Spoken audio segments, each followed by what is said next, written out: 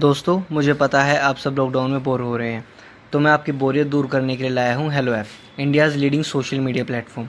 Hello app पे आपको मिलेंगे trending news, funny, educational, cooking, dance और भी बहुत सारे वीडियोस। इसके अलावा latest updates of your favourite celebrities. तो देर किस बात की है, अभी डाउनलोड करो हेलो ऐप और करें अपनी बोरियत का खात्मा। कामचोर देवरानी। एक बार की बात है, सुषमा अपने पूरे परिवार के साथ खुशी खुशी मोहन नगर में रहती थी। उसकी 2 बहुएं थी, पल्लवी और शिवानी। एक दिन दोनों बहुएं रसोई में काम कर रही होती है कि तभी उनकी सास सुषमा उन्हें बुलाती है।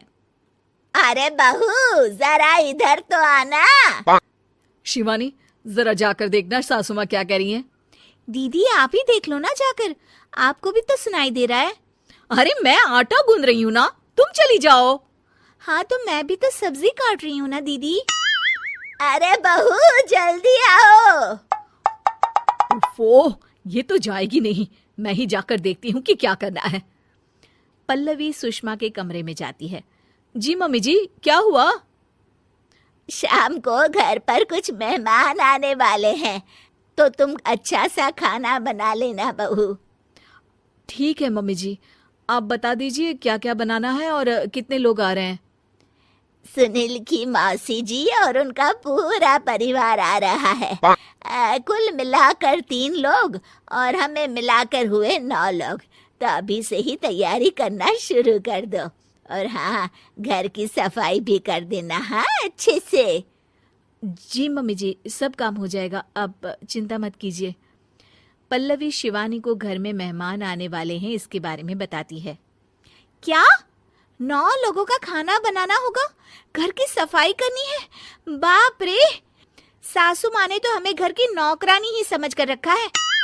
ऐसा नहीं बोलते शिवानी, हम इस घर की बहू हैं और घर के काम करना हमारा फर्ज है। दीदी तो है ही सासू माँ की चमची, जब देखो सासू माँ सासू माँ। मैं तो इतना सारा काम नहीं करने वाली। शिवानी कपड़े लेकर गमला साफ कर रही होती है और चक्कर आने का नाटक करने लगती है। मेरा सर चकरा रहा है।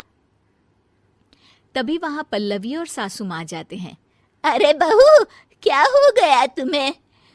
मम्मी जी, बहुत तेज सर में दर्द हो रहा है। तुम एक काम करो शिवानी, आराम कर लो। नहीं नहीं दीदी, घर में मेहमान आने वाले हैं, मुझे आपकी मदद करनी चाहिए। अरे कोई बात नहीं शिवानी, तुम आराम कर लो, मैं सब काम कर लूंगी। ठीक है दीदी, अगर आप इतना कह रही हैं तो आराम कर लेती हूँ।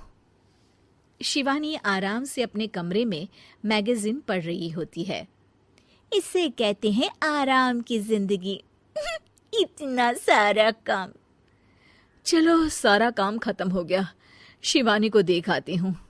शिवानी अपने कमरे में ईयरफोन में गाने सुनते सुनते सो जाती है और उसके साइड में मैगजीन भी रखी होती है। पल्लवी वहां आ जाती है और वो सब देखती है। ओहो, तो मतलब सब काम चोरी का बहाना था। अभी बताती हूँ इसको। घर का सारा काम मुझे करना पड़ा और ये महारानी यहाँ मैगजीन पढ़ रही है, गाने सुन रही है। पल्लवी रसोई से एक प्लेट और चम्मच लेकर आती है और शिवानी को थाली बजाकर उठाने लगती है।